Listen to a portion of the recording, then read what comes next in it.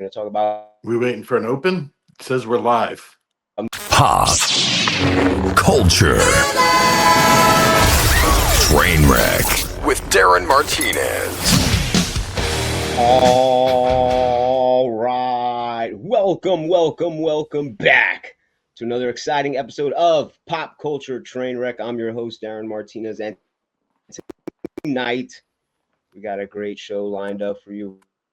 We're bringing up our first guest of the evening, the host of the Feel Feelings podcast, Blanketing Covers podcast, Blanketing Souls, and This Week in Charles Bronson podcast. It's Danny Getz, everyone. Danny Getz. Woo! Hey. We also have our other guest, a returning guest, a good friend of mine, and stand-up comedian Andrew Mahon is here. All right. I don't have anything to promote. I'm just here for the roles. Tonight, well, let's get right into it. We also got Jimmy behind the boards. Never forget Jimmy behind the boards. Jason's coming back. All right. Sorry about that, guys. The host of You're Good to Go. The host of Drunken and Gaming. It's Jason Hazelwood. Jason Hazelwood is here. Woo-hoo. All right. Everything's good to go. Had some technical difficulties, but I think we can get right into it. It's time for the weekend box office wrap-up report. Let's get right into it, guys. You know, I like to start with this. Get right into those numbers and talk smack about the theater. All right. So in at number 5 this week with $2.4 million, it's Now You See Me, Now You Don't. They've been at the box office for a few weeks now. I think this is the third week. So I think we could say this week it's pretty much Now You See Me, Now You Don't. Next week we won't see them on the top 5. Not to be punny. So is this? I apologize for that. But yeah, and this is a series of films, I don't know if right? you guys have seen it, but I did see the original one. Yes, this is the third installment of what I would consider Penn and Teller meets Ocean's 11. It's just it's a magician's heist film. You know, I don't know if that's the best way to describe it. Penn and Teller meets Zombieland, right? It is that guy, yeah. It's Ruben Fleischer. Without the zombies. Right, but with the same cast, with the same sensibilities. Well, some people have passed in the cast. Yeah, and I'm sure Not just like the alive. Expendables. Okay. Yeah, I should have checked that out. I didn't know that someone passed in the cast. No, I don't mean like in real life. I the mean first like two were really fun. I didn't see the third. Durandar, but you said you saw the trailer for Durandar, correct? Dude, I saw the trailer for Durandar, and it is amazing. I don't know if it's definitely an East Asian film, but I don't know if it's Pakistani or if it's Bollywood or what it is, but it is just action, and not cartoony action, like real, like explosions and chases and a guy being dragged through the street behind a motorcycle, and the music is Oh, I like music that goes doodle. Oh, it's so good, man. I wish I understood what they were saying. Slips into the heart of Karachi's underbelly and rises through its ranks with lethal precision. There you go. That's a summary for Durandar. With $3.5 million. In at number 3, we've got Wicked for Good. $8.5 million. Now, it did make a lot of money its opening weekend. I think it made over 100 mil. Yeah, it did really well. Yeah, so it's funny because it looks like everything on the top 5, even before we get to the next 2, everything's a sequel, with the exception of Durandar, which makes me want to see it even more now. Wicked for Good. Yeah, I have to be honest with you, I never saw the first one. I heard it was like a musical, and then I heard this one kind of leads into Wizard of Oz, which takes place during the events of Wizard of Oz. Is that correct? Yeah, it overlaps with Dorothy showing up and killing the witch and going to Oz, and it's all happening like in the background. And it's like, oh, that's just reminding me of this movie that I actually love. Like, why would I spend more time here if I could go back over there? Well, in the background of Wizard of Oz, there was that one scene where someone, and I wonder if that was in the foreground of this film, because that would be kind of weird, right? I mean, if you're gonna flip it around, you have to, right? All right. Yeah, Wicked for Good. All I can say is that Ariana Grande, she's got one of the best voices out there. I mean, at least she used to. I haven't heard any music from Wicked for Good yet, but she definitely looks like she's becoming Ariana, not so Grande. And but I don't think that that's going to change her voice. But yeah, I don't know what's going on that Wicked set. It She looks like she's melting, right? Yeah, yeah. Like she's a beautiful woman. I'm not saying, but her face just is like a candle. No, maybe Lumiere. Wicked for Good with 8.5. So it did make a lot of money, and it seems like they're probably going to make another one. I don't know if there's a Broadway, if there's something on Broadway for Wicked 3 already, which they just what they did with the movie is it's Act 1 and Act 2, and it's only a 2-act show. So like there shouldn't be more. There's not really something set up for more. I really hope there's not more. So is this something you had to watch with this fiance, or? No, I mean I love a musical. The first one was good enough, and then this one really made me wonder if I really liked the first one at all. Like it was like, oh, this is what that movie was? Like that it just kind of sits wrong. Yeah, and they don't bring up James Franco at all as the wizard, I'm guessing. Not even once, and he's the great Oz. What was it? Great Powerful? Yeah, I remember checking that out in the theaters and thinking it wasn't so bad at the time. You know, I remember leaving the theaters thinking it wasn't that bad. Yeah, it's entertaining, right? I mean, it's Danny Boyle, right? It's going to be something. There's some value. Yeah, yeah. It's not the Wiz, that's for sure. It would have been nice if Wicked would have been a spinoff of the Wiz with MJ. Get Diana Ross instead. Yeah. So much better. Well, Michael Jackson's got a movie coming out anyway. He's got the biopic. How's he doing that? His nephew. Is it like Weekend at Bernie's? Yeah, his nephew was playing him, and it seemed like before they casted his nephew, when they were talking about it, I saw pictures of him. I was like, yeah, he looks a lot like him. Then after seeing the trailer, I was like, yeah, he doesn't really look too much like him, but hopefully his acting chops, will kick in. Yeah, it's no O'Shea Jackson where you're just like, yeah, he can play Ice Cube. He is Ice Cube. Hey, Andrew Mahon's back. Wicked for Good, Andrew. What do you know about Wicked? Have you seen the first one? Have you seen? I've seen the original. I haven't seen the first one yet, though. I was gonna watch them both in like a marathon to just get the full Act 1 and Act 2 out of the way. Yeah. Well, so Danny Getz says Wicked for Good, not that good. Have you seen it? Yeah. I saw it pretty quick. I wanted to get to it before the conversation, but like then I didn't want to participate in the conversation.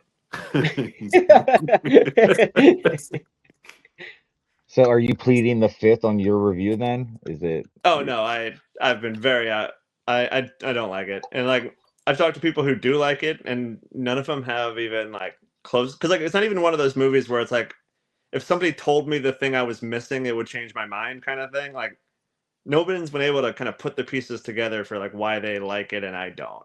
Like it just kind of feels empty. There's like nothing really to it. It's like a lot of movies I feel like lately, or like they start off really well and then the second or third act just don't like land. Yeah, it's this Spielberg effect. Yeah, I mean this one you're getting like the second act of the show just kind of like puts it all in time with Wizard of Oz. So like you're getting a second act and they're trying to like split that into, a 3-act structure. So it's falling apart even more. Oh, so they like hobbited it, like they turned it into 3 movies when it could have just been one nice tight. Yeah, it's not even like a long show. Like it could have just been like a little bit long of a movie and it would have been fine. Well, Wicked for Good, $8.5 million. It's made a lot of money, so I guarantee there'll be another one. I think I'm in the minority for sure. Yeah, I don't know that there's going to be another one, dude. It was like based on a Broadway musical. Like even though it did well, I don't see there being a Wicked for. They'll do like a Scarecrow spinoff or something. Yeah, Yeah. we're on the like. If you see Definitely. down, I don't know if we got there yet, but we're on the third or fourth. Now you see me. So like, Third, yeah. let's not count out Wicked 5. Okay. I There we still have the go. thought that That's Too sort fast, of like too how wicked. like Bad Boys had to do Bad Boys for Life, so like they can just complete the phrase. Like I feel like Now You See Me, Now You Don't only exists because they forgot to do that with the second one. Like shit, we have to. And the next one's going to be, and now you see me again. Yeah. Hey, us again. Or it's gonna be You Can't See Me, starring John John Cena. Cena. Well, Wicked for Good, 8.5. Let's go on to number 2. It's Five Nights at Freddy's 2, 19.4 million. I think this is its second week or third week in the theaters. I think it's second. So yeah, I know it's not as successful as the first one. The first one definitely capitalized off of the fact that it was the first in the adaptation of very successful IP of a video game franchise, Five Nights at Freddy's.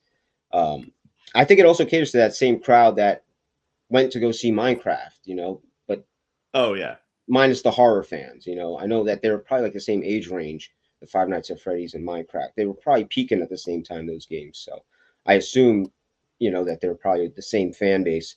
But yeah, Five Nights at Freddy's 2, I guarantee, just like the video game is up to what, 9 or 10, there's going to be a part 3. It made enough to be considered a success. And with any horror film franchise, if they're only up to 2, they want to get up to 6, at least 6. There's a new Christmas special streaming of Chuck E. Cheese. And I kind of feel like Chuck E. Cheese is just cashing in on the whole Five Nights at Freddy's thing. Which You is think? strange, right? No? No, I mean, yeah, if I were Chuck definitely, E. Cheese, 100%. you gotta lean into it at this point. Be like, yo, Absolutely. I mean, you are the inspiration. Peel back Yeah. some fur, one red Chucky eye. how many kids died in our ball pit? We don't know. We can't disclose that, but That's right. it's We've ball never pit cleaned the villain ball escape pit to room. figure it out. So Five Nights at Freddy's definitely spawned a lot of things, just like what was it, Willy's Wonderland, starring Nicolas Cage. That was pretty good. I like that one, where Nicolas Cage had 0 lines in the entire film. It did seem like they were just trying to like beat Five Nights at Freddy's to market, where like there was no interest in like a narrative structure for that game, so they were like, "We'll do it. It's us. Yeah." And there was another one that came out around that time, like the Banana Dumpling Gang or some shit like that. I forget what it was. Oh I think yeah, where they Banana like was the turned the title. movie or turned like the kids show into a horror. That was Yeah. interesting. Yeah. Mm-hmm. Yeah, That Winnie the Pooh piece of schlock also came out around the same time as the first one. Do you remember that? Going The on those, Pooniverse. yeah. There's like the Popeye one. Mm-hmm. There's the Bambi one. they made a Heidi. second Winnie the Pooh, didn't they? Yeah. Yep. There's And they also just a Piglet announced one. the new Popeye sequel with the Betty Boop character being in it now. Oh really? I read that this morning, that should make for an interesting sequel. Yeah, apparently the Piglet one isn't affiliated with the Winnie the Pooh one either. Like they're just, mining the A.A. Milne characters for whatever and not like connected universing them. They're just like Piglet is his own thing now too. Right. There's probably like those are the ones that are actually have a high enough budget to make it, but there's probably 800 people making A.A. Milne films right now. Oh, anything public it's domain. public domain, yeah, definitely. Yeah. Yeah, Five Nights at Freddy's 2, 19.4 million. Are you guys going to check it out? Are you interested? Did you guys check out the first one? I've seen the first one. I liked it enough. Yeah. Yeah, I'll I'll probably watch this it on with my nephews. This Yeah, I saw the first one as well. Yeah, it was an interesting story about Five Nights at Freddy's. The first one, it was at the end they had there was a YouTube guy, Corey Kenshin, who they put in as the cab driver. Guy's got millions, like 27 million subscribers. Originally, they were offering the role to Markiplier, who's another huge YouTuber. I don't know if you know any of these names, but he's got tons of subscribers.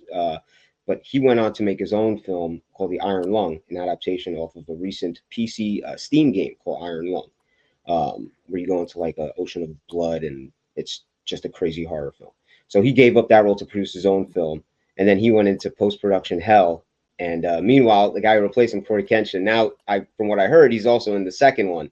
So, hopefully Iron Lung comes out and does really well for Markiplier, or else he's going to probably regret not taking that role. I could have solidified him in both. I think Markiplier will be fine. Yeah.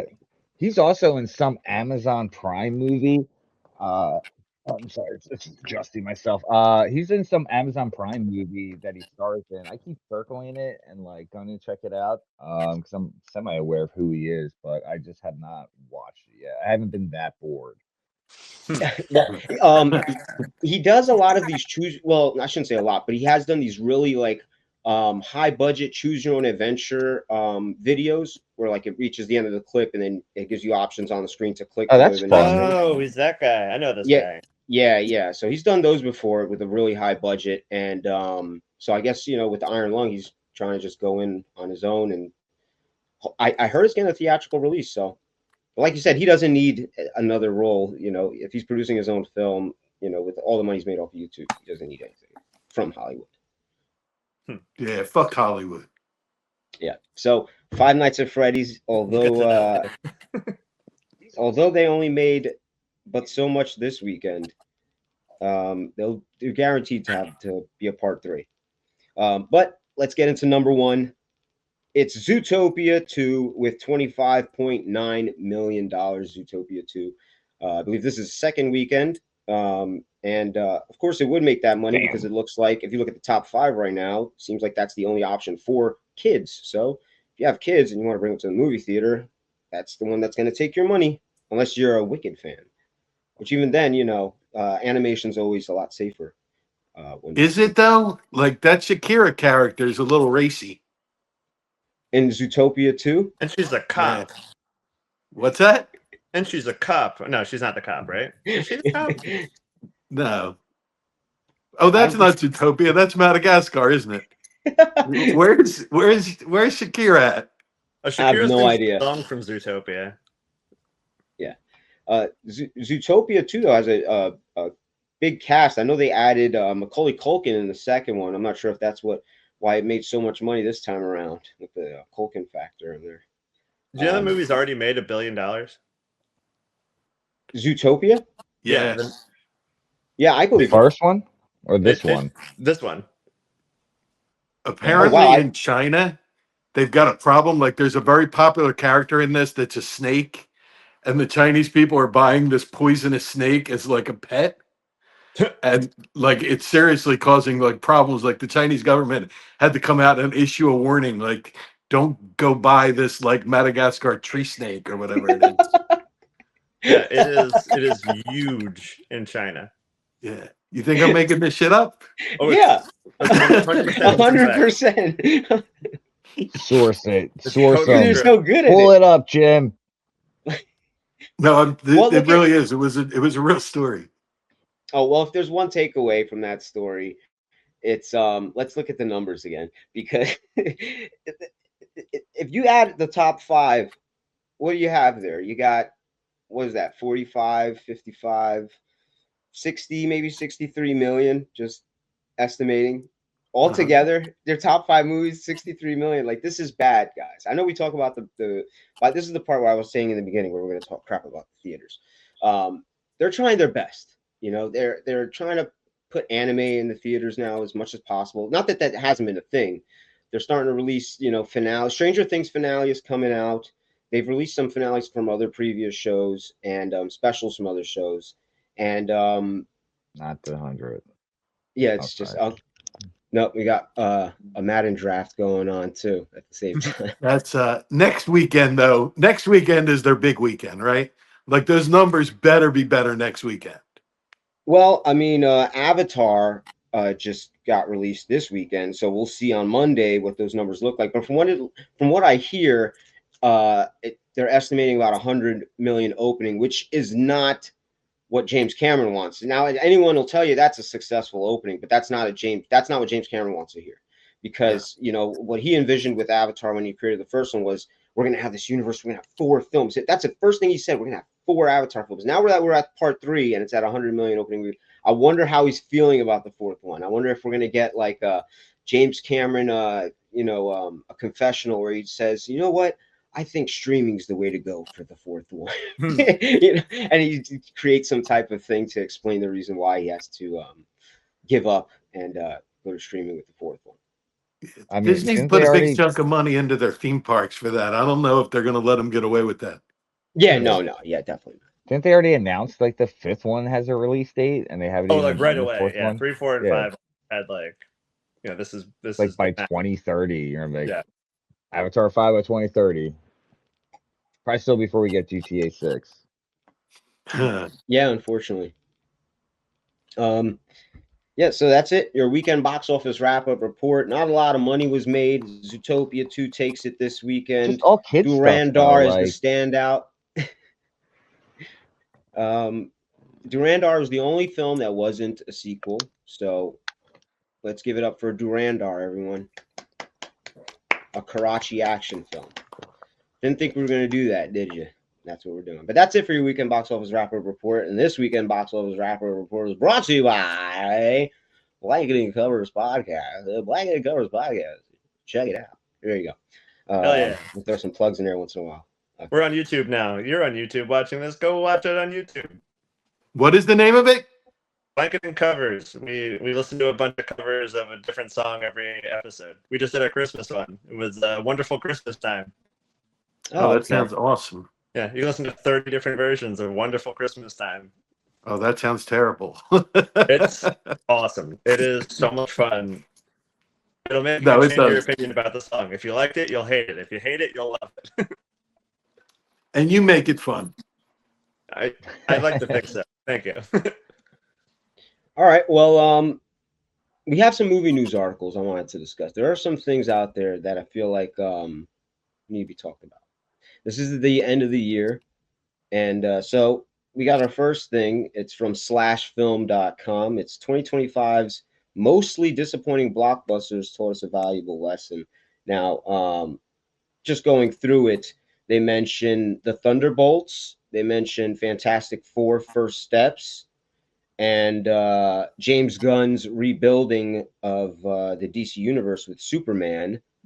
And they also mention Paul Anderson's One Battle After Another and Guillermo del Toro's Frankenstein. So do you feel disappointed by all the big films that came out this year? When it's funny that the first three they mention are superhero films, because I do feel like that genre is dying. I think we can all agree, at least till Doomsday comes out or the trailer gets released and brings the hype back to the genre. But yeah, so what do you like an irony in the title that Doomsday doesn't do that well, and it like strikes doom for that whole, then just kills it once and for all. But it'll probably do $5 billion, to be honest. Like, so let's not come back to this and then say that I spoke wrongly. Yeah, it's gonna make tons of money. Yeah, so the Thunderbolts, I thought, it wasn't bad. I enjoyed it for what it was, but it definitely was not. I think it felt like a Suicide Squad kind of film. Like, well, you were the only one who liked it. I like Thunderbolts. I didn't go see it in the theater though. I waited for streaming. Well, in that case, everybody liked it. Yeah, I saw that. My friend, he got a ticket, wasn't expecting, to have to find somebody last minute, but I was available and got the last minute ticket. So I saw that like the Thursday it came out, which was never part of the plan, and I loved it. And there was an asterisk at the end of the Thunderbolts for a reason. I did hate that part. I'm glad I saw it week one so that I didn't have to see that part get spoiled in the press right away. Well, that was my problem. I waited so long that I kind of already knew that part by the time I was going into it. But I do try to avoid spoilers, so I didn't know exactly what happened in the film. But so Thunderbolts, I guess we're going to disagree. But what happened was, no, I'm not going to do it. But the Fantastic Four First Steps, another film they're saying is a disappointing blockbuster. I didn't think it was bad. I felt like out of all the Fantastic Four films, it the first one kind of, I got a place in my heart for it, but it is horrible. And this one at least had some more action in it. I don't agree with the casting decisions, but I feel When like they you all say the stepped up. first one, do you mean the one that was made by Trauma Films? No, I the mean Roger the one. Corman. Yeah, no, not that. I meant the Ian Groof. Ian Groof. How do you say his name? Ian Gruffudd. You Ian got it. Gruffudd. Yeah, Whatever you Close say is Mr. right. Fantastic, Mr. Ian Gruffudd, and Chris Evans, his first run in the Marvel universe before there was a Marvel universe. One of the few people that were able to play two different characters. Come back and actually he got a promotion, you could say. Went from a Yeah. little, one of the Fantastic Four to having I liked his own the Doom franchise. casting in the OG Fantastic Four because the one guy that they had to play Doctor Doom was in that Nip Tuck show. If you remember that. Oh yeah, he was real Yeah, good. yeah, he was. Yeah. R.I.P. I think he might be dead. So rest in peace, that guy. Rest in peace. I hope he's not dead. Yeah, we're gonna look back at this and all right. So yeah, Fantastic Four. I don't know. Were you guys disappointed? What do you think? I Wasn't thought it was blown away. okay. I liked the mole man part. I kind of wanted there to be more of that. I like when there's just straight up humor for the sake of humor. Doesn't Yeah, I even have wonder to if actually be Yeah, funny. yeah. But what do you think about the casting? I'm fine with it. I kind of have given up, caring about preconceived notions. It's like, if they show up and they do a good job, then whatever, who cares? yeah, I'm a little over Yeah, I Pedro agree. Pascal, but I mean, because he's like in everything. But Yeah, he's other in than that new that, Spielberg trailer that just dropped. yeah, Disclosure. Oh, dude, is he he? was I supposed to haven't be in watched the trailer Weapons yet. too, which I'm sure we're going to talk about later if we're talking about 2025 movies. But he was supposed to be Josh Brolin's role in Weapons. I mean, that worked out Oh, better I didn't know that. with Josh Brolin for sure. Yeah, Absolutely. 100%. But if it would have been Pedro Pascal, I think it would have just taken away from the movie because it would have just been like, oh my God, he's in another movie. And he's got the big Mandalorian and Grogu coming out soon as well. Yeah, so James Gunn's Superman, they're saying that was another disappointing big blockbuster. I thought it was exactly what I thought it was going to be. It was Guardians of the Superman universe. That's how I felt like. That's how I feel like the new Supergirl is kind of Yeah, going in that Supergirl direction. looks like Teaser. Guardians of the Galaxy. Yeah, yeah. But are you saying that like that's a bad thing though? Like I thought Superman was entertaining. Yeah, so did I. I enjoyed it as well. I honestly didn't. I can say I don't like Nicholas Hoult as Lex Luthor. I felt like he's not imposing enough. He just doesn't have Oh, the. I loved When him. I see Lex I thought it Luthor in was the great. cartoons and in other versions of him, he's always very imposing. Nicholas Hoult he's just like it seems like his version of Lex Luthor uses like lotion on his skin daily. Yeah, It's but he's just like he just seems so like he's very like a swarmy. soft Yeah, individual. I thought, and like the fact that you see him just as a straight up coward is like he's just a guy who wants power, has none of it, and is just like He has money but no power. a Yeah, cheap I loved it. liar, like just sniveling piece of shit. I thought he was great for that. I did love the guy who they chose for David Cornsweet they got for Superman. Oh yeah, I was skeptical, but I think he Delco played it baby. correctly. He was like an all-American guy. He impressed me enough to make me want to see more. Yeah, Superman and his dad both from our area. How crazy! Yeah, I don't know if I like the twist they did with his parents. I wonder if they're going to retcon that moving forward. I know that was a controversial thing that people had, and luckily that wasn't spoiled for me going into it. But like when I saw it, I was like, I kind of got the ick from it. I feel like. Yeah, I I feel like agree. that was one of those they had to like just get past. It's like it's not ruining my experience. It barely matters to the movie, but like they made such a big deal out of it. Where I'm like, no, this is. Yeah, I mean, it's just not only did they did it, but I feel like they rubbed your face in it like the whole time, and then it's just like I don't know. It's very James Gunn like, where he just is like very subversive in that aspect. Well, there's definitely a lot of like, do you get it? Do you get Yeah. it? Yeah, no, I I'm get so it. glad you took that down, Jim. If I had to keep looking at Jared Leto, I was going to lose my mind. And like, as we're just avoiding the question of like, what is wrong with box office? It's like, that's like, it's just to kind of like segue into that, I guess maybe a little bit. But Jared Leto's terrible. And the only reason I think Tron failed is because it starred Jared Leto. Well, that's another one of the big blockbusters. I barely knew that movie happened. Oh, it's so terrible, dude. And it's like literally him. Like the one dude from the Jedi Survivor movies was in it for like half a second, and he's great. And I wish they had just given him the lead instead. Is Jared Leto like a bad actor or like a you can't stand to look at him? Because he has both of those in him. Both. Because he has movies where I'm like, he is crushing it. He is great. I will give him credit. I just wish it weren't him.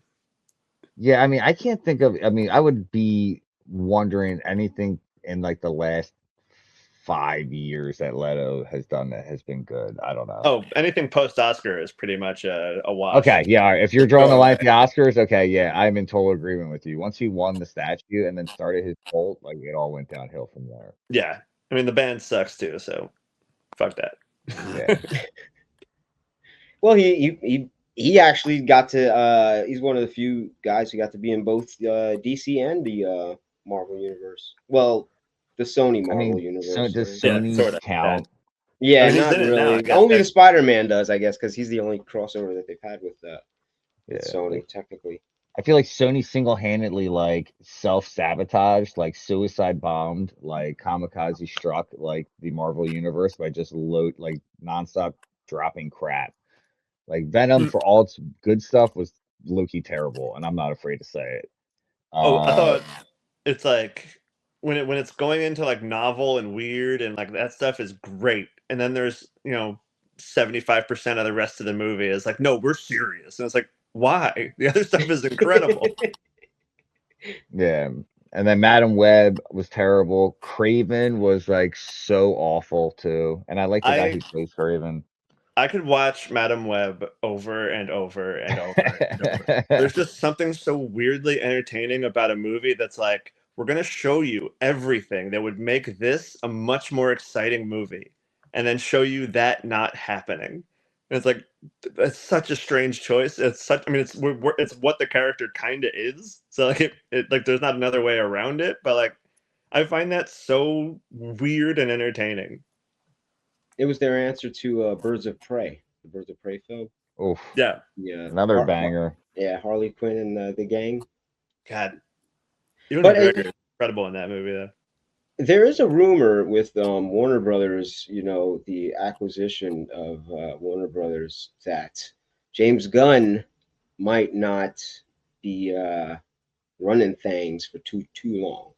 Oh, really? He can't get those numbers up. If Supergirl comes out and makes like flippity flop numbers, James Gunn's going to see the writing on the wall. Let's just say that, especially with the acquisition coming along. Because whoever buys it doesn't want to see, a failing Superman or failing Supergirl. They probably don't want to see a Supergirl film. How much does Superman make? It made enough to have a sequel already. That's for sure. Yeah, it came out hot and slowed down quickly. Yes. Like, is it like now? Are we sounding like corporatists right now, where we're like, hey, it's a failure because it didn't make $2 billion? Like, it only made like 700 million or something. Like, are we like the fucking board of directors here being like, who cares if it has heart? Did it make money? Slam the coffee on the table. Yeah, I mean, the only way that we get more of it though is if it makes that money, Oof, okay, it only makes 400 mil. I take back everything I said. Yeah. You make $500 million. I take it all Garbage. Garbage. Gonna make Man of Steel numbers. So I know Henry Cavill's got the bragging rights on that, right? I'm pretty sure. Well, that was just new and exciting. This was like, all right, more of this. Like, and it was written by Nolan, right? Man of Steel. Was it written? No, who directed it? No, right? the other guy, the guy who Zack wrote Snyder. Dark Knight. Oh, okay. I thought it was Jonathan Nolan. Yeah, it's probably maybe Jonathan it Nolan, was. I thought it was what's his name, David Ayers. Okay, well, let me give the warning to the viewers. I have no idea, actually. Yeah, well, I have no idea, and nothing that comes out of my mouth is facts. All right, I hope they are, but I can't guarantee that. All right, now that I said that, we can move on. So the next article, let's move on to the next article, is the best horror movies of 2025. I don't know if you guys got a chance to check out any horror films this year. Should be some good ones. There were some good ones. I didn't look at it. I wanted to be surprised. And Yeah, Well, I they've wanna got know a what top it's 10 here, yeah. so we'll go through their top 10. I have a And couple that like if they're not on here, I'm gonna think that this list is. Did you get this from Screen Rant again? no, this one, every article is from a different website. This one's from IndieWire.com. IndieWire.com. Do you use So, Joe Blow? Did anybody ever tell you look like the Joe Blow guy? oh yeah, Yeah. no, I've known that since I've been going to Joe Blow since like 1999 or something like that. Since I was like 17, I've been going to Joe Blow consistently since then. So, Shout I'm a out big Joe fan. Blow. Yeah, Eric Todd on the episode that he was on. Yeah, you were there too. Remember, he kept making fun of me. He was like, "Is everything you got from Joe Blow?" So I made sure this episode, I was like, "Let me get one from every different, from a different website." So this one's from IndieWire.com. Number 10, I Know What You Did Last Summer, the reboot sequel. I'm not sure. I didn't check it out. I don't know if you guys got a chance to check it out, but I know it did have some of the original cast members in it. It's one of Move those like along. continuation reboots, but I haven't watched it yet. Yeah, it's terrible. We just keep it going. Go to And just number move 9. on. Okay. Number 9, Silent Night, Deadly Night. Was fantastic. Okay. All Was right. I think really good, really funny. Really, the Santa Claus was terrific. Tim That's Is all this I Allen. got. Hopper from Stranger Thing ones, or is this a different one? That one's Violent Night. I just had to look this Okay. up the other day. All right. I have not seen this one then. I did like Violent Night, but I'll check this one out, Jason. All right, give it a shot. Yeah, just on All your right. excitement, I'll watch it. Yeah. All right. Number I just 8. get excited when there's a movie I saw. Now this was good. Together. I did want to check this out. I heard it was really good. Weird. This was good. I liked it. I don't Oh, I want to forgot like about this. go. I wanted to see this one really bad. Yeah, I don't know if I can go too far into it without spoiling it, but like it's a decent movie. It's like more of like an examination of a toxic relationship and like with like a horror twist, like a codependent relationship. I do love because I feel like it doesn't happen overtly as much anymore. Where like you're just watching a visual metaphor as a horror movie. Like those are some of my favorites. Yes, and I think if like we talk of if Eddington are in here and something like the guy Azir, sorry, whatever his name is, who did Hereditary, Ari Aster. he's like really playing with like different levels of like anxiety horror lately, which I'm really into. Like Did you like a Bo is movie, Afraid? yeah, I love Bo. Like that Me is too. exactly Yeah. I love and recommend Bo is Afraid to so many people. And it's such a crazy like movie, and it's like 8 different movies in one. I love it. No, it's hard because I like want to prep them, but I also want them to go in like totally blind. No, I just tell them going blind. I'm like, yo, just set out 3 hours of your day and just get ready to go through like the Odyssey and like a weird like panic attack.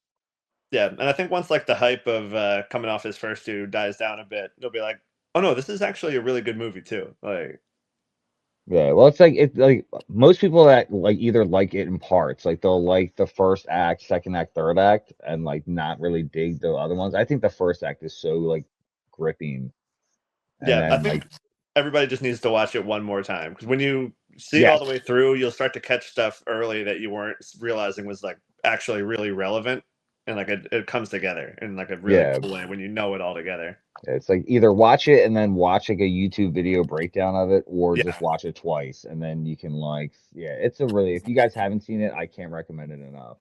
this is Well, just in case Eddington does show up on the list. Yeah, because then I would just be like Eddington, unfortunately, is like would be on my one of my disappointments of the list, and maybe I have to watch it like another time. But I've seen it like twice, and both times it just did not like it. Yeah, I can't bring myself to go back there just on timeline wise. So like I'm past that now. I need either more distance or I'll just never see it. Yeah, it's like kind of like just a subplot to it. It doesn't like really dominate. It's like kind of yeah. I don't, have you seen it yet or no? I haven't yet. Yeah. It's not like COVID is like and like the lockdown aspect is like the main plot aspect. It's more of like I don't know. It's just like a more of a backdrop. Okay, that's more encouraging then. A lot of Yeah. people are just like, it just puts you back there. I'm like, I don't want to go back there. Yeah, it's not like yeah, it doesn't really focus on like the isolation aspect of it or anything that would be like Okay. more like but yeah, definitely Together is good. Oh, thank you so much. And did you drop them? Okay. All right. The next film, number 7, is Heart Eyes, which I did get a chance to see. I did see that one, and I loved it because it's a generic slasher film. Any kind of mass slasher film is right up my alley. I'll always see them, and I'll always check my brain Thank at the you. door and have fun with them. You know, it's always one of the cast members that you didn't know it was. Yeah, these are movies that I mean, I honestly I forget a lot of this one if it falls in line with it. I think this one kind of like specifically doesn't, but like this type of movie has like the famous person problem where you're like, oh, that guy was only in it for 5 minutes at the beginning. Like, but Yeah, they did the this Scream one was fun. thing. Yeah. The best Um, example of that I can think of is the OG Doom movie that like advertised The Rock was in it. And Oh yeah, spoiler alert, he and he's fucking not in dies it within like mostly. the first 5 minutes. And I love Carl Urban or Carl Urban. I think he's a great actor, and even at that time I liked him. But I felt so deceived, like when I watched that on Blockbuster DVD. It's I the thought I Psycho wasted my effect. rental. Don't tell anybody you've seen it. Yeah, well, Hard Eyes, just another cheesy horror film that I had fun with. You know, like I said, it's one of those very generic films, but it's not generic enough where you can guess everything and you're just like whatever. It keeps you going. It's got the jump scares in there, and I guarantee there'll be a sequel. Hard Yeah, Eyes like 2 next Valentine's Day. they definitely set it up to just keep going and going and going. They were like, oh, it's this guy. No, it's not. Oh, it's this guy. No, it's not. Oh, it's this guy. No, it's not. Oh, it's this guy. Honestly, that's why I don't remember. I'm like, which one was the last twist? Like, I don't remember who did it. All right, well, number 6, we've got The Ugly Stepsister. I don't know if you guys check this out. Oh, you know what? I've been looking at No, I this. don't know I this had one. not seen it. No, I haven't either. I've been passing it a lot on a streaming app that I have. It's got a provocative cover to it that like catches my attention. Nothing like obscene. It's just like it's got a picture. See how her face is all like mangled up there. Like it just catches my attention. I'm gonna eventually move like 2 weeks from now when I have all this time off from work for the next couple weeks. Like this might be on the menu. Well, it says here after The Substance made it to the Oscars last year, feminist body horror movies carry extra cultural heat. Now, we just talked about Together, and what I didn't mention was I just watched this Substance. Well, I have just watched The Substance before I saw the Together trailer, and I kind of thought they were similar in a way with the gruesome, the grotesque body stuff. And it seems like with Ugly Stepsister, body horror is becoming more and more popular, at least this year. Yeah, I think it's being used like more like in like less of like the Saw level of torture porn of body horror and into more of like a cerebral, like metaphorical body Artsy horror. fartsy kind of. Yeah, like I said, like with Together, it's more about a codependent relationship, and like the body horror of that is like part of that. And then like Substance is more of like the aging process of like what it is I would feel like from a woman's perspective to be aging in the entertainment industry. And they use this like the Cronenberger aspect of it as like parody to that. I don't know, or maybe I'm looking too deep into it. I love The Substance. I really enjoyed that film. I love The Substance too. Not like till the last 10 minutes of the movie, right? Yeah, no, yeah, definitely. They kind of just give up. It becomes a Guar music video at the end. Yeah, It's yeah. sort of my feeling. I think that's kind of what like locked me in on my opinion with it. Where like I wasn't sure because like some of it was just kind of happening. Where it's like, oh, we're just trying to get this to be feature length, but then it gets to that point, and I'm like, all right, we're just going crazy. Like that's fine. Like let's just go crazy then. All right, well, that was number 6. Number 5 is The Long Walk with Mark Hamill. I haven't got a chance to check that out, but that's on my overrated, dude. Overrated. Right. Oh, there was maybe so much that I loved, but like ultimately, I think I probably agree with you. So I just got my son the book for Christmas, and I'm going to read it along with him. So I'm waiting to see the movie until after I read the book, which is sort of out of character for me because I'm not much of a reader, but I don't want to ruin the book. All right, so we should just skip along before we. No, please. Don't do Yeah, that. I It's didn't wanna just everything spoil you chapter think it 2. is, it is. Everything you It think just they're gonna do on this walk, they do. You know, it like just it's straight so ahead, and like they set a tone early on to be like, this is gonna be rough, and then it is rough, and you're like, great, got it. But yeah. the two guys at the front of it are awesome. They're Yeah, so I good think in the this movie. acting's great. Yes, I'll give it that. The acting's great. I just was like not like the story was just so like predictable, like almost straightforward. Like the walk is straightforward, the story's straightforward, and I feel like the messaging, I think they miss on it. Like, Yeah, but the stuff that they kind of add I in wouldn't to watch it again. yeah, they give it like that extra plot more than just these people struggling on a walk, and like that stuff is what kind of throws it for me. Like if it was just them walking and having to deal with that and the bond and all this kind of stuff, because that stuff was riveting, and then it's like, oh, here's the rest of the story. It's like I don't care about the rest of the story. Yeah, I give you that. Yeah, I agree. Yeah, Five, that top five, no way. Together's way better than this. I'll say that much. well, I'm number sure that Santa 4. Claus movie is better than it too. Number 4, we got 28 years later. It's the part 3 installment to the long-awaited Are they not gonna threequel. have mine on here? That would be crazy. 28 years later. I didn't get a chance to check it out. Nor do I think I want to. It's I didn't. good. I like it. It's Okay. definitely not like in the vein of the other 28 movies. Like 28 Days Later is like super straight zombie movie. Hmm. Like so is 28 weeks or whatever. This one's more of like how society's like advanced, like a father-son story. I like it. I think that you should probably wait and watch them both in one go though, is how I would say it, because it kind of just leaves you at a point where like you do want more. But it kind of That's just the feels new like one is Boneyard or something. What's the yeah, next? it's all one movie though. Like the way Oh, they end this, the first part of this, it's just like so abrupt. Like it's definitely like at an end point of the story, but like it's definitely just you it need felt like more. two movies cut in one, Yeah, or one movie cut into two. Last week on 28 years later. All right. Number 3, Final Destination Bloodlines. You know Oh what? my And God, it was like any terrible. Final Destination movie out there. Oh, it's There's so they terrible, they dude. plan the kills backwards, and one guy gets stuffed into an X-ray machine or MRI. I forget what it was. I'm not smart with medical that jargon. was brutal. That was a Garbage disposal, but some of them are so ridiculous. Like it's like, oh, I don't know. I watched this one with my nephews. They liked it. I was I just like, that was so corny. It I was your liked it typical Final enough. Destination. The Tony Todd scene legitimately made me very emotional, and I was like, Same, this kind of 100%. sucks. Like I hate that it's in the Yeah. middle of this movie, that if I want to go like revisit this feeling that I'm getting from this, I have to watch this movie again. What Mhm. part are you talking about? Like, I mean, who cares about? Nobody's gonna care about spoilers here. It's nothing significant. It's just that Tony Todd was in all the movies, and they found a way to get him in, and then he died before the movie came out. So like, Yeah. it's like the And last. his Oh, words in the film are so powerful because it kind of goes with exactly what him passing away. It see, I'm is not that definitely deep in very the Final emotional. Fantasy or the Final Destination lore, so that shit probably went right over my head. Yeah, because like I mean, so much of his character is the one telling everybody, because he's the only one who's in all of them. So he's the one going like, "I've seen it before. I know what it is," and he's so Oh, like, okay, that guy. Okay, I know who yeah, you're talking about now. and he's such a dark character. And then in this one, he's like, "Yeah, maybe it's not all that bad." And you're like, "What the fuck, you?"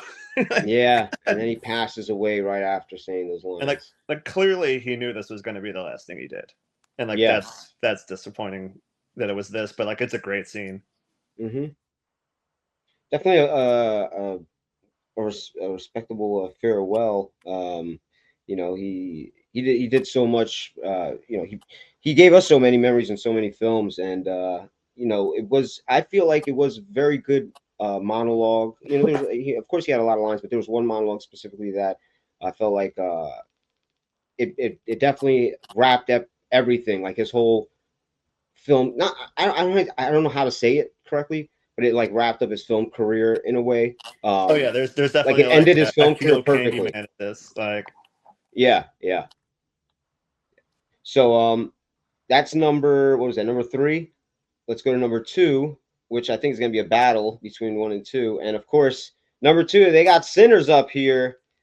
I mean, yeah, the 1 and 2 is clear, I think. Yeah, yeah, we both knew that number 1 and number 2 were going to be. Number 2, Sinners. I loved it. I saw it twice. You know, I don't go when a movie comes out. If I see a movie twice, that means I know I loved it. I like a Yeah. lot of movies, but Sinners I loved. You know, it was definitely something that we haven't had in a while. I guess maybe that's what it was. You know, and I'm a huge fan of like the original John Carpenter's Vampires, Dusk Till Dawn. I love stories like that. You know, where people are kind of trapped and there's vampires out there. I love those stories. So of course, Sinners would be right up my alley. And then with the fact that Michael B. Jordan just does such an incredible job playing both characters, playing both brothers. You know, that just adds more to it. And yeah, I mean, I couldn't. Of course, there's things I could probably say I didn't like about it, but right now, I'm gonna say it was definitely Number one or 2 two. worthy. Yeah, number 2 worthy. Maybe number 1, number 2. Maybe my number 1. I have to see You what know what? number I might one say my is. number 1. I would say my number 1. I mean, Um, if I were to go off of my list that I've been kind of keeping as the year went, like right now I have these 2 movies in this order, but like it's 7 and 8 of my top 10, or Damn. this one and Is the there next one? one. There's one movie. This has to be number one, I guess. for the I horror don't know what movies of number one is. 2025.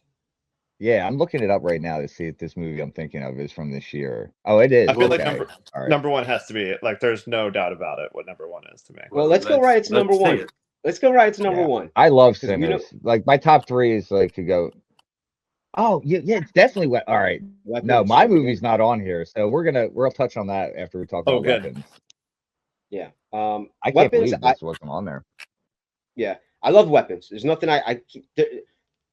if I was to say anything bad about weapons, is that I knew they were gonna try to make money off of it and make a prequel or a sequel, and they did. They already greenlit the prequel. I'm hyped. That's the only for a negative thing I prequel, could say. honestly.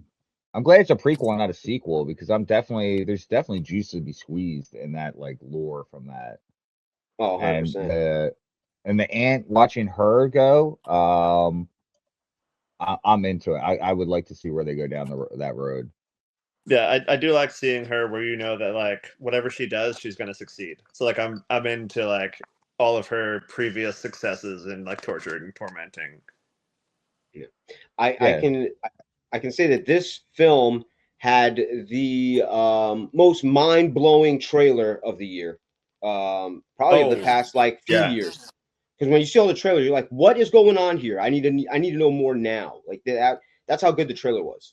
I think like it did it all makes sense too that like it could be funny where you're like, all right, so it's creepy, but something isn't played for horror about it. Like it's like this could be very silly, but like in a good and like considered way. So like every part about it got me like so on board.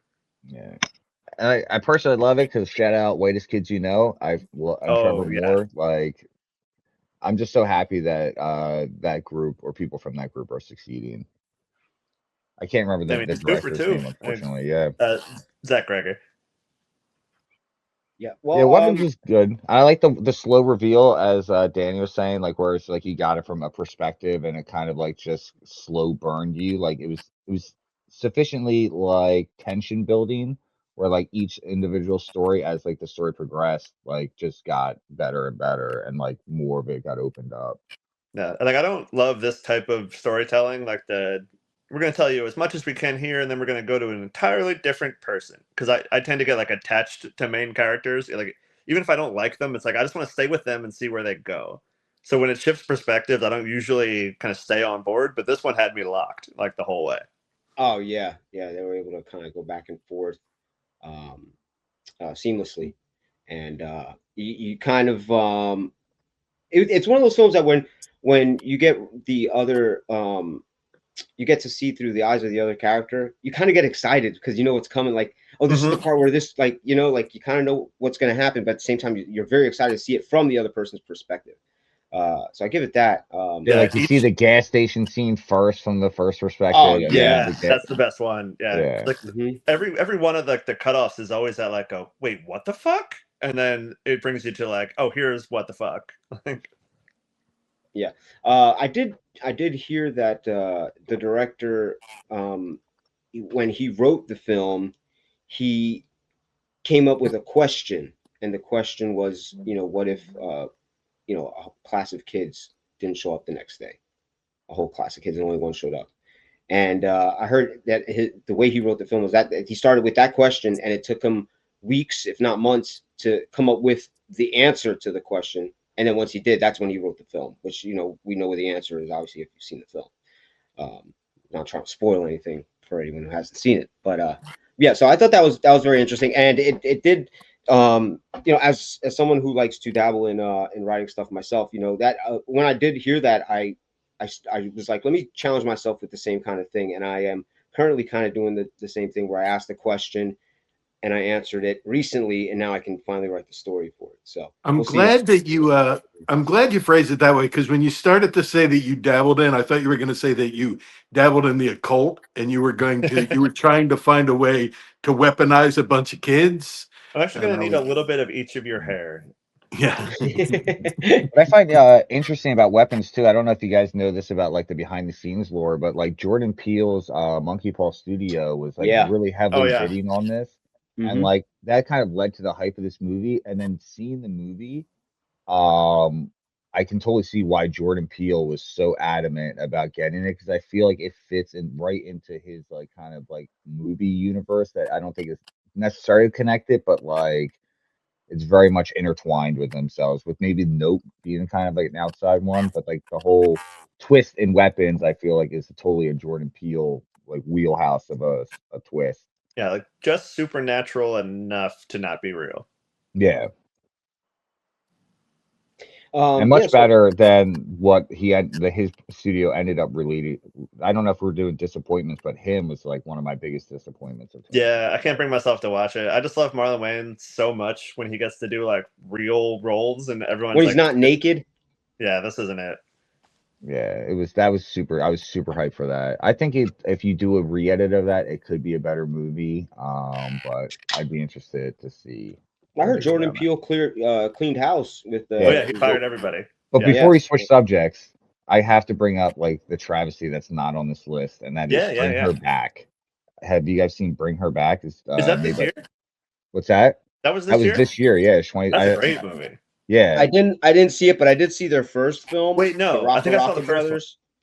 Yeah, the first one's The Hand. Talk to Me. Yeah, Talk to Me is The Hand. Yeah. The other one's like The Blind Kid and then The Foster Family.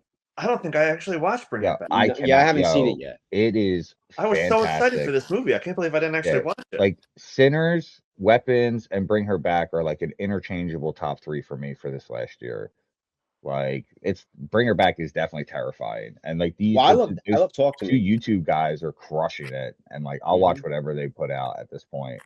Yeah, and what's interesting about those 2 guys is in YouTube they made their name doing Street Fighter videos. Early on they made a name doing Street Fighter type videos, right?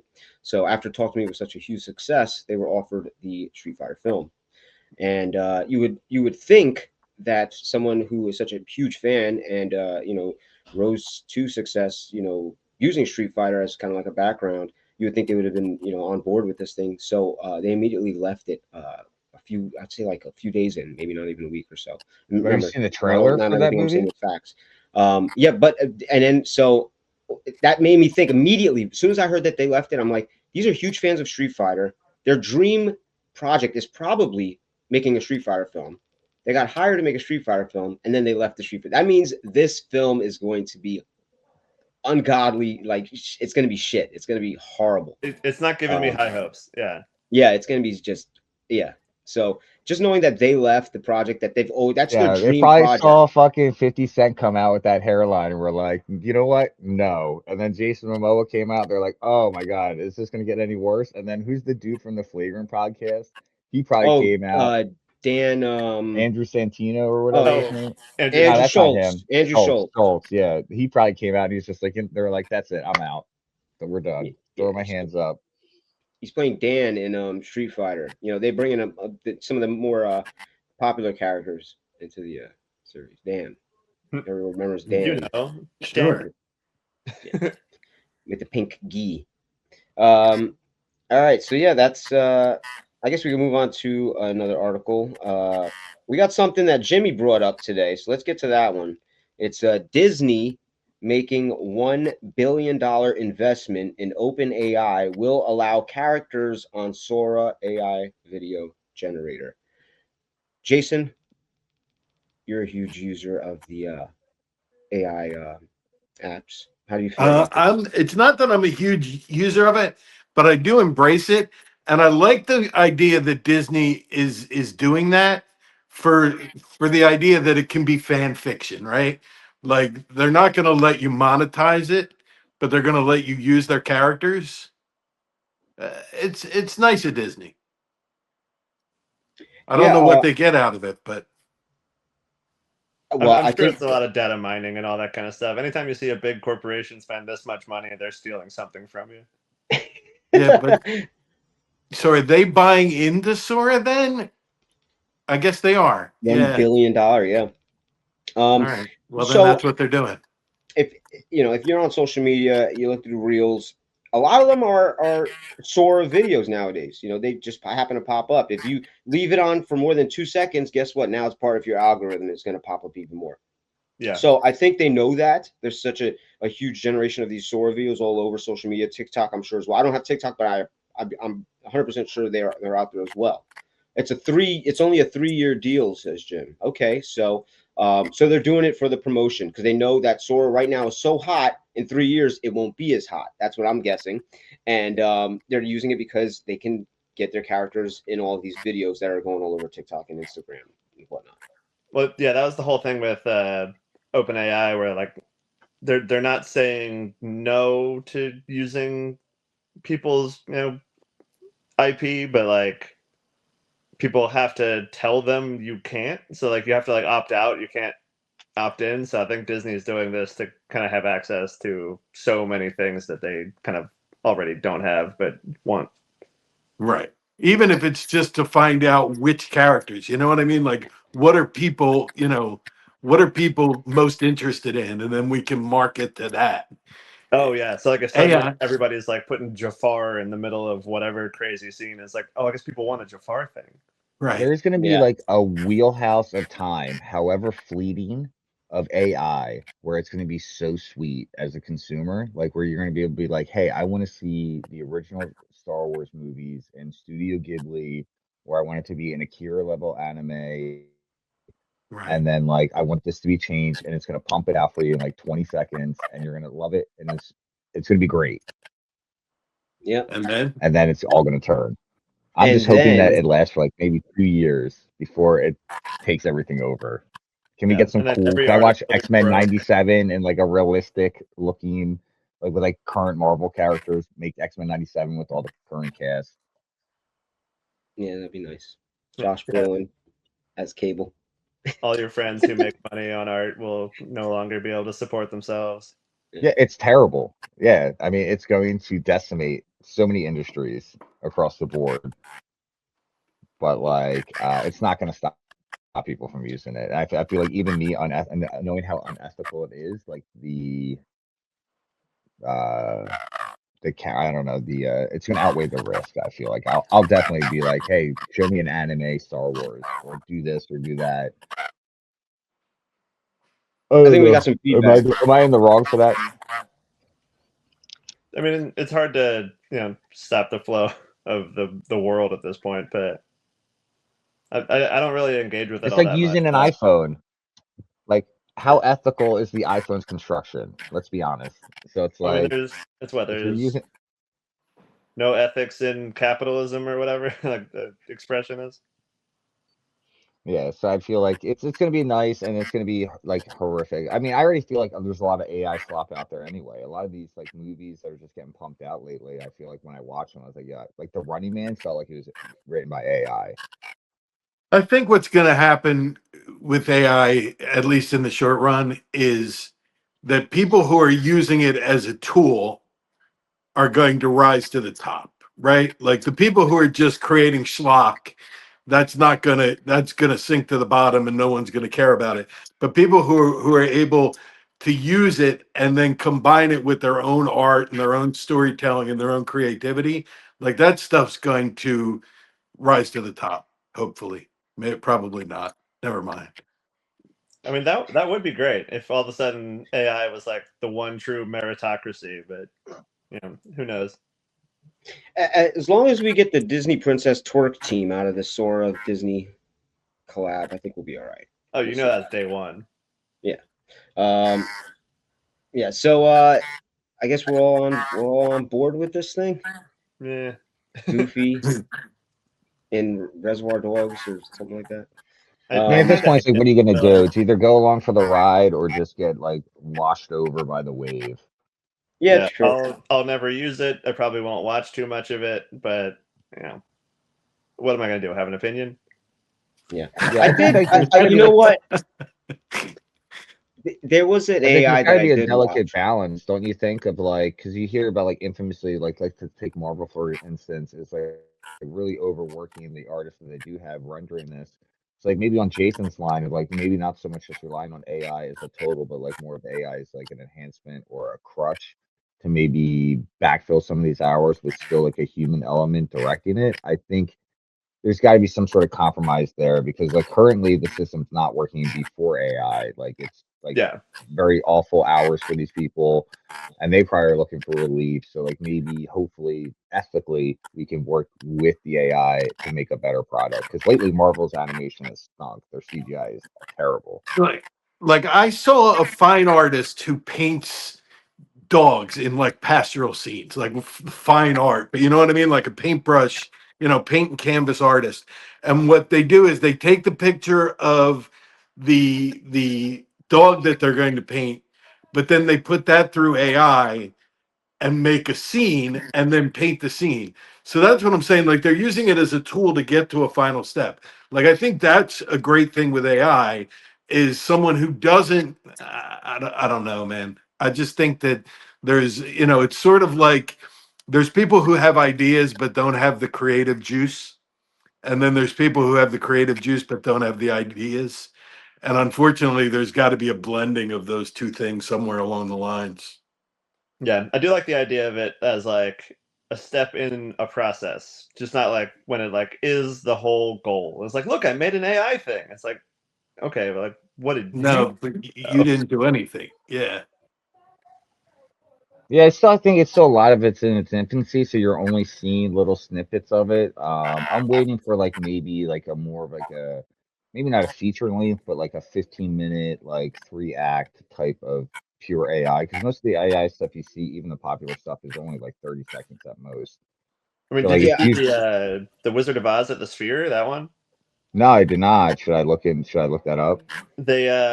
They're doing it in like the full surround, and since obviously the movie's not shot to do that, they used AI to kind of fill in the scenery.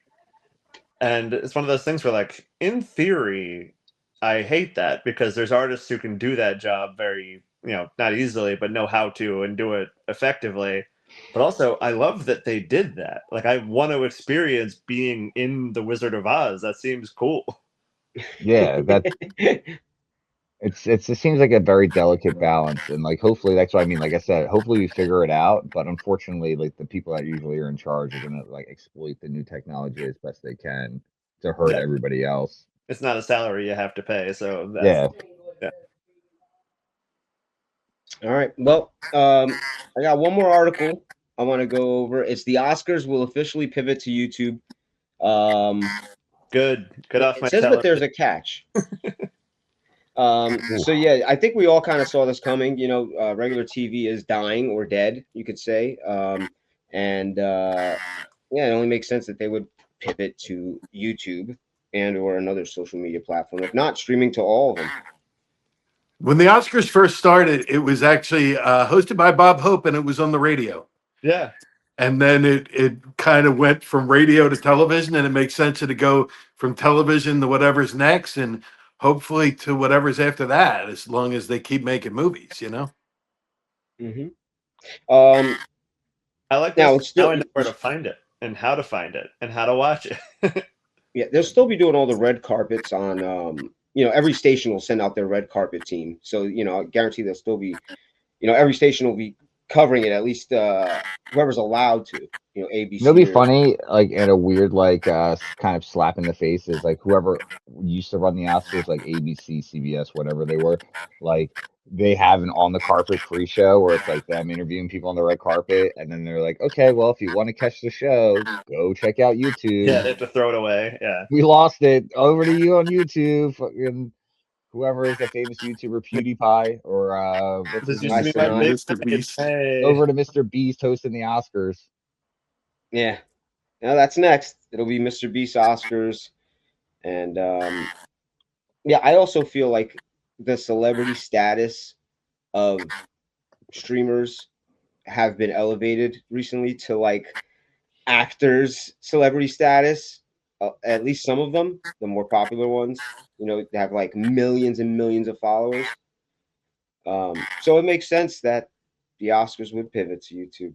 You know, YouTube's making stars out there. I'm And if surprised. I Oscars wonder if they wants to did a get their bidding numbers war up, for the streaming rights, because like you feel like Twitch could have jumped in on that, or like Yeah, even like they a definitely Kick could have. or a Rumble like might have like paid just for like the notoriety of hosting the Oscars. I think like maybe Kick and Rumble would be too problematic, but definitely Twitch could have made a bid for that. As Amazon too, because Amazon's the parent company, like YouTube is the Google. So I'm really surprised Amazon didn't try to like sink its fingers into that, because Amazon makes movies and it makes TV shows. So like it almost or even Netflix trying to get the rights to it. But YouTube makes more sense. It's more accessible. Anybody can get a YouTube account. You're gonna have to subscribe. Yeah, I feel like more people are more likely to watch it just by accident now. We're just like, oh, it's on, and just it's a click away instead of like having to go to your TV and figure out whatever streaming app and all that stuff. Oh, yo, another horror movie that was a banger that was not on that list that is better than any of the I Know What You Did Last Summer or Final Destination slop is Begonia with Emma Oh, Stone and Meth I Damon. That was a love that banger movie. too. That looks Like, good. I haven't seen it yet. yeah, that was so great. I love that movie. Yeah, Dan, I went through like 8 different feelings through that movie. It's like, yeah, I want it to be true. I don't want it to be true. I want it to be true. I don't. Like, I was like, this movie would be so much better if like it's not true. And then it's like, this movie is so much better if it is true or it's not true. Like, that's what I felt like watching it. And like, basically at the end too, you're riding that wave the whole time. They're just like, Yeah. it is, it's not, it is, it's not, it is, Yeah. it's not. And like, it's so slow and plotting and everything is so intense. And then it gets to the end and it's just like, what if it was everything? And then it just goes insane. Yeah, Emma Stone has been on a tear. Like, I liked, even as weird as Poor Things was, I liked her in that. Oh, I Like, loved it. I thought that movie was so cool. She was great in Eddington, even though that was another weird one of hers. She's great in Begonia. These like really crazy roles. She's in another one with Meth Damon and somebody else where like they're a couple. I can't remember that, but she was good in that too. I think that was a 2024 movie, but What was that one? Because it's all the same guy. Yorgos Lanthimos. I mean, she's in all of his movies now. Oh yeah, well he must be like her and muse or Jesse something. Plemons and Yeah. They're really like they're just making banger after banger at this point. I feel like. She was great in Birdman with Michael Keaton. Yes, yeah, that's it. She That's was it. really good in that one. Yeah, I don't know if you're wrapping up. Yeah, Darin. no, yeah. Well, Jason had to go pick up his son. Okay. I know you got your draft coming along. Yeah, I'm still good. I got like probably like 15, 20 picks before I'm even up, and then I got to wait again. But like, I definitely want to talk about not just movies, but like if we're gonna do a wrap up of 2025, I feel like it's my duty as a Star Wars fan to recommend on the show that anybody needs to go watch season 2 of Andor. Definitely season 1 as well. Andor is probably one of the best drama shows that came out this year, and it's a science fiction show. Or it happens to be in a science fiction universe. If you haven't seen Andor, I recommend it. I can't recommend it enough. And then Welcome to Derry was also really good. I just got HBO back so I can watch that. I literally just so I can watch that. It's going to be very off-putting in the beginning. I didn't really like the first couple episodes, but it sticks the landing in my opinion. So just give it time. Okay, good. Yeah, it's CG graphics, and the first few episodes are very like, why would they even do this? Like, it's over now, right? The season ended. Yeah, so yeah, so okay, that's why I got it. I thought I heard that, so I was like, all right, now's the time. Yeah, and then if you are a Game of Thrones fan, you can just rock that subscription into another month because Night of the Seven Kingdoms is about to drop too. I've never watched any of that show. Actually, I watched the finale. I only watched that's the only episode I've seen is the finale, and I was like, "Oh, this seems not interesting." Now you can just watch. You should watch it in Memento style, just all Oh, all the that'd be way fun. backwards. Yeah, Yeah. Yeah, I when I got into Game of Thrones when it was like season 5 or something like that, and then everyone was like, "Yeah, you got to go back and watch." Oh, no, I think it was like season 4. I got into it. They're like, "You got to see the first 3 seasons," and then I never did, but I ended up watching the show. I continued watching the show from then on to the end, and I was one of the people that were kind of disappointed in how the writers gave up at the end, but but yeah, I enjoyed it for same with Walking Dead. I got into it like I think 3rd season, 4th season. When they got to the prison, never went back and watched any of the first episodes. I was just, and to this day, I'm still completely satisfied with the show without ever going back and watching the ones I missed. Oh, I watched all of season 1 of The Walking Dead. They marathoned it right before the second season started. It was like either starting like that night or the next day, and they were like, "Watch the whole season," and I did, and I was like, "All right, cool, I'm done." And then I just never watched. Like it led right into the second season or whatever, and I was just like, "I'm not going to do that. I'm fine. This is I've good done that enough. with a lot It of won't shows. get You're like, better." I'll just wait until that season builds, and I'll just marathon that one too. And then it's 8 years later, and you're like, yeah, I never got around to that. Yeah. That's what I'm The doing only with one the I did Fallout show right now. What's I'm that? waiting right now for the Fallout show. I'm waiting. I saw like the first 2 episodes of the first Yeah, I season, love and I'm that like, you know show. what? I'm gonna wait, let it stew for a while. Yeah, first season was awesome. I'm probably going to let season 2 unfold a little bit here before I jump back in. Yeah. Yeah. Well, like I Another said earlier, 2025 that was- shout out. One Macaulay Battle Culkin? After Another. That was a great movie. Probably one of my that's favorite movies of the easily year. my favorite of the year. That was actually on one of the lists from the ones that they said were a disappointing blockbuster. That was they have that- to just be the financially. list for that one. Yeah, Yeah, it had to have just that's not done well. exactly what have proved that the boardroom statement I made earlier, where like a movie that is as dope as fucking One Battle After Another is considered Like, a failure because it didn't make universal sense. love. I'm gonna write that one down. If you're saying to check that one out. Oh, dude, it's Like that- fantastic. I saw it with my mom, and then I think I saw it when I was did your last show when I did it with you. I think I just come back from it and was singing its praises. It came out when I that was was in Greece on my honeymoon, and the one theater that we walked past, like the Acropolis looks over this theater. There was a giant poster for this with like Greek writing, and I was like, "This is the coolest thing I've ever seen." The Acropolis. And then a weird one that I would shout out to because I made a list of some of the movies I liked. If you hadn't seen Mickey 17 yet, that was pretty good. Yeah, I did see that. Yeah, that I one did that see one kind that. of like missed the mark for me, but like there's so much fun leading up to the part where I'm like, "This sucks now." But I love liked it up Mark until it Ruffalo got in too that movie, sexual. though. I Once it think- started getting too sexual, it lost me. yeah, When it went from being a movie to like being like borderline like softcore HBO Virtue Yeah. Diaries for a little bit. I feel like it did like we're gonna set up something really cool, and guess what? The movie's not about that. Anyway, here's what we're gonna talk about instead.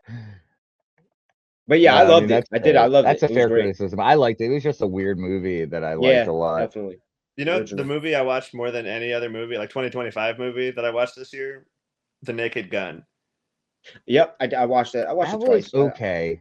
I watched that movie so many times just for there's the one line that got me to come back the first time was you can't fight City Hall, and the guy goes, "Yeah, it's a building," and then they just carry on like they did no jokes. They just continue as if that didn't happen.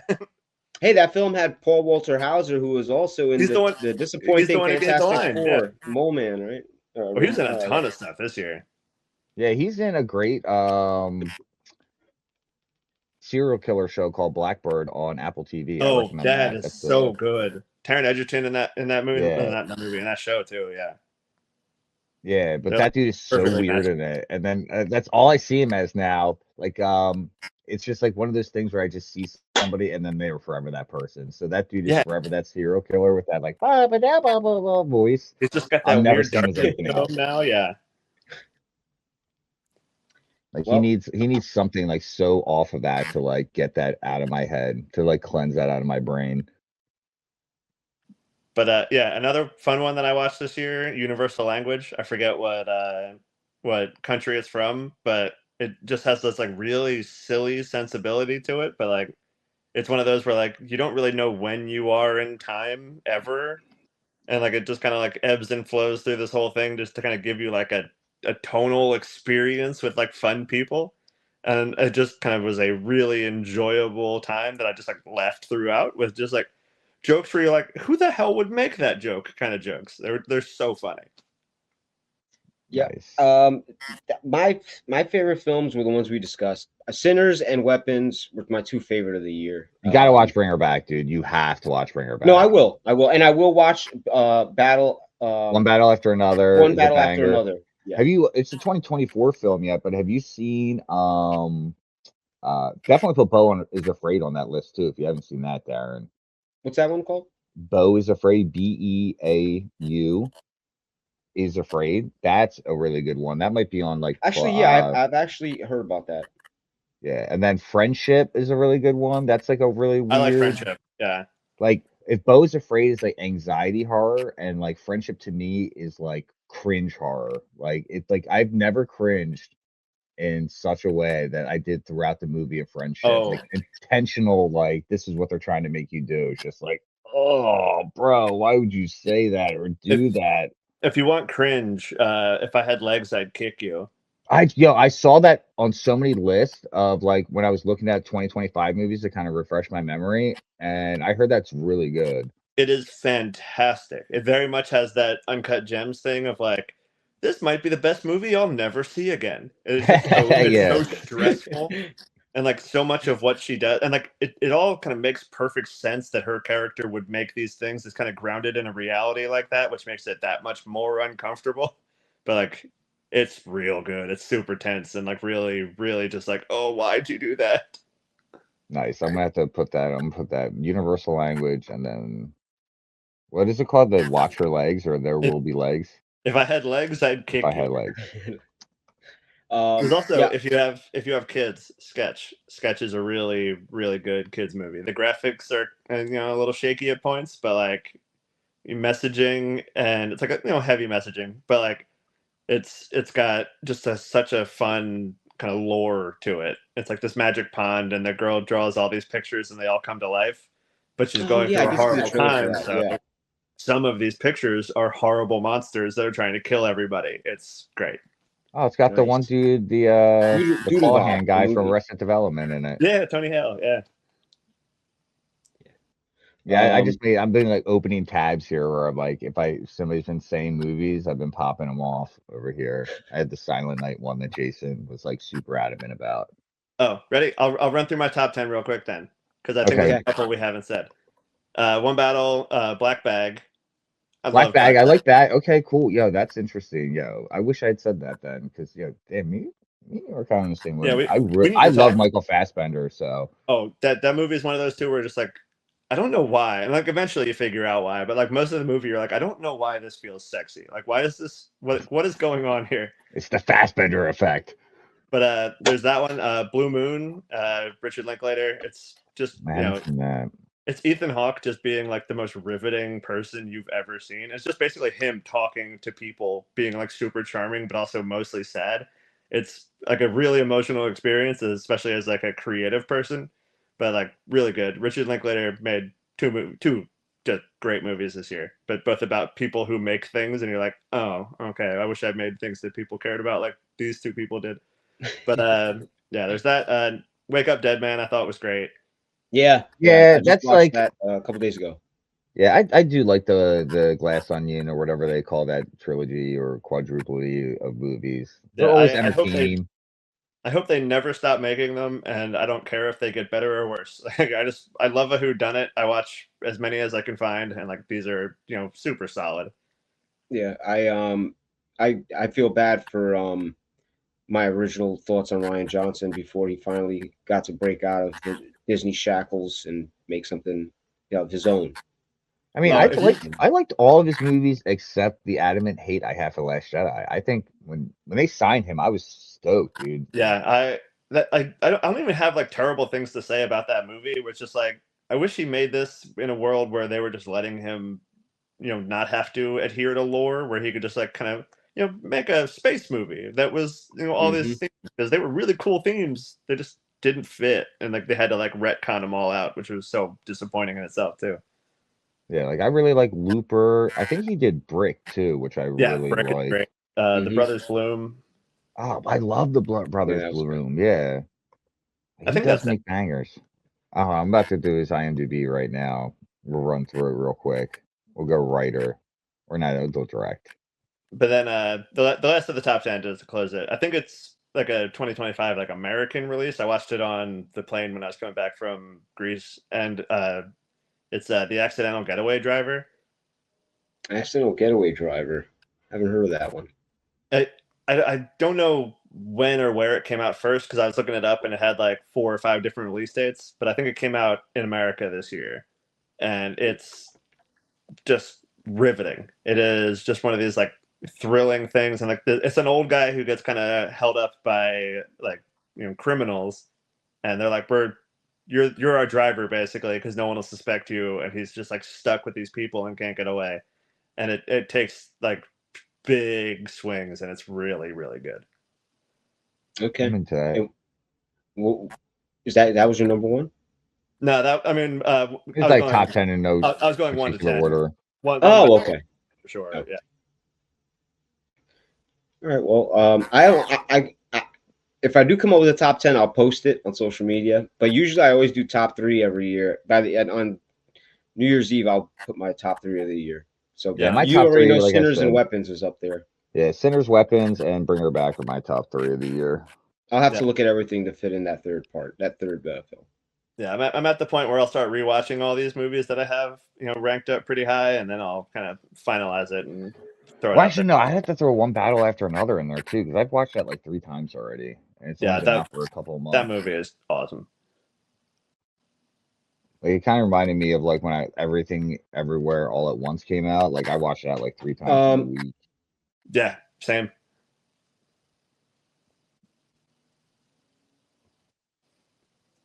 Well, we got to recap the year. Let me just randomly want to ask this question.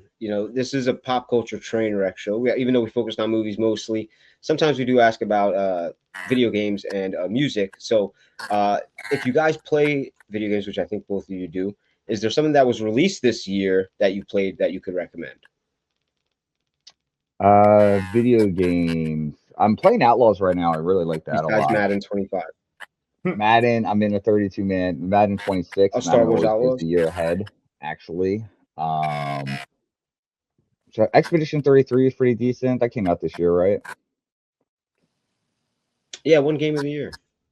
Yeah, that's definitely deserved it.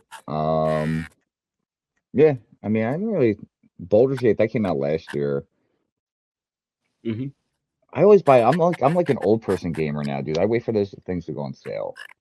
Yeah, I'm the same. Right now, I'm currently playing a 6-year-old game. Yeah, I have not played a single game this year. Take your screen away, Jim. He has nothing to offer. Yeah, like most of that, like the summer is usually my downtime from work, so like that's usually when I like get into something heavy. But I was getting married at the end of summer, so like much of that attention was put somewhere else this year. So like nothing. I got nothing. All right, well that's fair. I did like the Ninja Turtles beat 'em up game that came out. I forget what it's called, but that was really good. It came out earlier this year. Yeah, it's kind of like Streets of Rage, just like the original Ninja Turtles arcade game, but just with modern, cell shaded graphics and stuff like that. I got to play that in the arcade a couple of times this year. Every arcade I went to just had like that in the corner. It was like, this is fun. I'm still as bad as I ever was, but it's fun. That's the only game I could recommend. But anyway, besides that, we recapped the year. We talked about some movies, some disappointing movies, some horror movies.